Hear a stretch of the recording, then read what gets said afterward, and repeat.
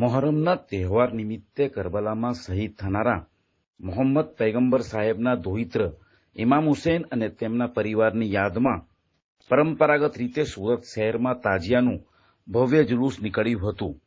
શિયા સંપ્રદાયના ભાઈઓએ પણ માતમ સાથે જુલુસ નીકાળી તેમની પરંપરા નિભાવી હતી. આ જુલુસમાં કોમી એકતાનો અનોખો કાર્યક્રમ જોવા મળ્યો હતો. જુલુસમાં ભાગળ 4 રસ્તા ખાતે પ્રથમ આવનારા 10 તાજિયાઓનું શહેરના મહાનુભાવોએ સ્વાગત કરી તાજિયા ધારકોને ટ્રોફીઓ એનાયત કરી હતી. આ કાર્યક્રમમાં સુરત શહેરના મેયર દક્ષેશ મવાણી, જળશક્તિ મંત્રાલયના યુનિયન કેન્દ્રીય કેબિનેટ મંત્રી સી.આર. પાટીલ, સુરત સાંસદ મુકેશ દલાલ, પોલીસ કમિશનર અનુપમસિંહ ગહેલોત, સ્થાનિક ધારાસભ્ય અરવિંદ રાણા, માજી મેયર કદીર પીરઝાદા, ભારતીય જનતા પાર્ટી શહેર પ્રમુખ પરેશ પટેલ, વકફ બોર્ડના ચેરમેન મોહસિન લોખંડવાલા હાજર રહ્યા હતા. તાજિયાઓના આ જુલુસને તાજિયા કમિટી પ્રમુખ માજી કોર્પોરેટર અસદ કલ્યાણી અને કમિટીના સભ્યોએ જહેમત ઉઠાવી સમયસર પૂરું કર્યું હતું અને પોલીસ પ્રશાસન, સુરત મહાનગરપાલિકા અને સ્વયંસેવકોનો આભાર વ્યક્ત કર્યો હતો. સુરત શહેરની તાસીર છે. સુરત શહેરની કોમી એકતા એ આખા દેશમાં વખણાય છે અને જ્યારે જ્યારે આવા ફંક્શનો થાય છે, પછી એ ગણપતિનો વિસર્જન હોય કે એ તાજિયાનું વિસર્જન હોય કે ઈદ મિલાદ હોય, આપણે હંમેશા ખભા મિલાવીને કામ કર્યું છે. ત્યાં સુધી કે ગયા વખતે પાટીલ સાહેબ ઈદ મિલાદ અને ગણપતિ સાથે આવી ગયા અને એક જ વખત બધું થયું, તો અમારા સમાજે બહાર આવીને કહ્યું કે આપણે એક દિવસ બીજે દિવસે આપણે મોરચો કાઢીએ અને કોમી એકતાનો માહોલ આપણો બની રહ્યો. અને આજે પણ તમે આવ્યા છો જ્યાં ગણપતિનો પ્રોબ્લેમ હતો સૌથી વધારે લિંબાયતમાં, એ 10:30 વાગ્યામાં હવે એમણે સી.આર. પાટીલ સાહેબના વચમાં પડવાથી એ રૂટ પણ સાફ થઈ ગયો. અત્યારે કોઈ તકલીફ નથી. અમારા મહારાજ સાહેબ અહીંયા નથી, ગણેશ ઉત્સવ સમિતિના ચેરમેન, પણ એ બધા મળીને ખભા મિલાવીને કામ કરીએ છીએ. કોરોનામાં પણ મેં સી.આર. પાટીલ સાહેબને કહ્યું કે કોરોનાનો આપણે એમાં એક સિમ્બોલિક કામ કરવું છે, તો એમાં સલામતપરામાં આવીને એ તાજિયા વિસર્જનમાં હાજર રહ્યા, ગણપતિમાં હાજર રહ્યા, આપણી વચ્ચે હાજર રહે છે. આજે કોમી એકતા માટે, સુરત શહેરની એકતા માટે અમારા માટે ગૌરવનો પ્રશ્ન છે.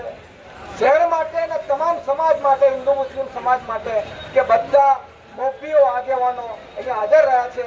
હું એમના સૌનું સ્વાગત કરું છું અને આજના દિવસે આપણો કાર્યક્રમ આગળ વધારવા માટે હું સીધો 1-2 મિનિટ માટે ગેહલોત સાહેબને વિનંતી કરીશ અને પછી આપણા નેતા સી.આર. પાટીલ સાહેબ આપણને સંબોધવાના.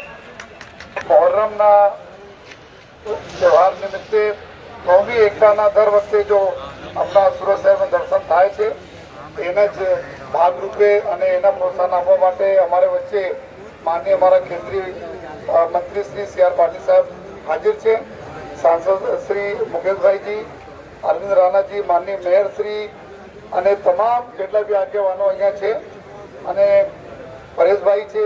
એટલા જ અમે બોલવા માંગીએ છીએ કે સુરત જો આજે વિકાસના લાઈનમાં જે રીતે જો હરણફાળ ભળે છે, કરે છે, આગે વિકસિત થાય છે, એના માટે કોમી એકતા બહુ જ મોટો આપણો પાયો છે. આ પાયો બના રહે છે.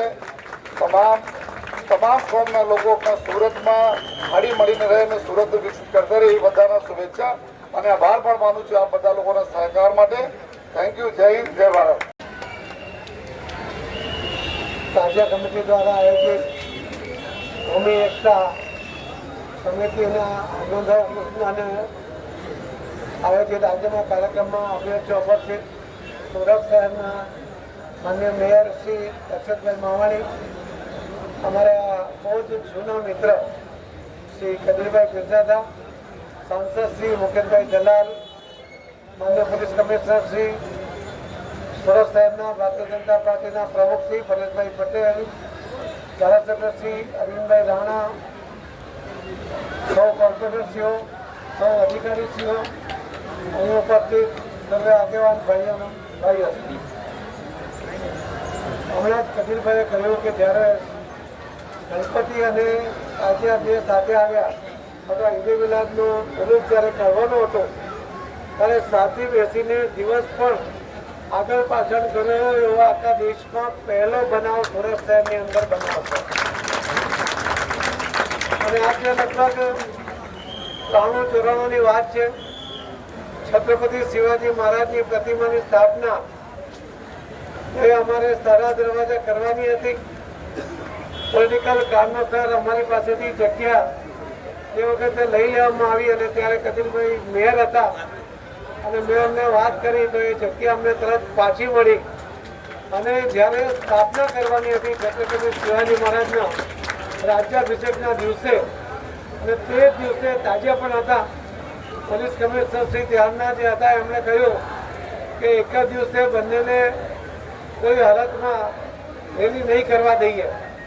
અમે એમને સાથે મળીને સમજાવ્યા કે જે લિંબાયતમાંથી તાજા નીકળી જાય ત્યાર પછી અમારા શિવાજી સ્મારક સમિતિના આગેવાનો આવશે, શહેરમાંથી અલગ અલગ જગ્યાએથી આવશે અને કોઈ પણ જગ્યાએ અનિચ્છનીય બનાવ ન બને એની કાળજી રાખવામાં આવશે.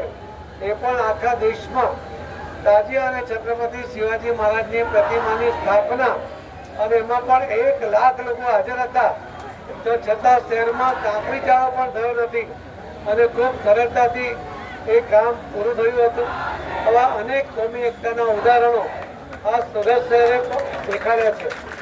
સુરત શહેર આવા પ્રસ્તાવ અનેક જગ્યાએ આપ્યા છે અને એટલા જ માટે સુરત શહેરની પ્રગતિ એ જે કોમી એકતાનું વાતાવરણ છે એના કારણે આપણને જણાઈ પણ આવે છે. હું ફરીથી પ્રયત્ન કરે છે અને જે સફળતા પ્રાપ્ત થઈ છે એના માટે સૌને ખૂબ ખૂબ અભિનંદન આપું છું. સુરત શહેરનું આ વાતાવરણ કાયમ જળવાઈ રહે. પોલીસ તો કાયદો અને વ્યવસ્થા જાળવવાની એમની જવાબદારી છે. એ તો જો સીધી રીતે ન માને તો દંડો પણ ચલાવશે, પરંતુ એવી જરૂર ન પડે. એમને સપોર્ટિવ રહીએ કે આપણા બચાવ માટે જે આપણા માટે છે એ જો આપણે ધ્યાનમાં રાખીશું તો આપણી રક્ષા માટે કામ કરનારી પોલીસને પણ આપણી વધારે અનુકૂળતાથી એ આપણી રક્ષા કરી શકશે. આવો આપણે સાથે મળીને જે કોમી એકતાનું વાતાવરણ સુરત શહેરમાં નિર્માણ થયું છે અને વધુ મજબૂત બનાવીને દેશમાં ઉદાહરણ પૂરું પાડીએ એ જ અપેક્ષા સાથે આપ સૌને ખૂબ ખૂબ અભિનંદન સાથે મારી વાત પૂરી કરું છું. ધન્યવાદ.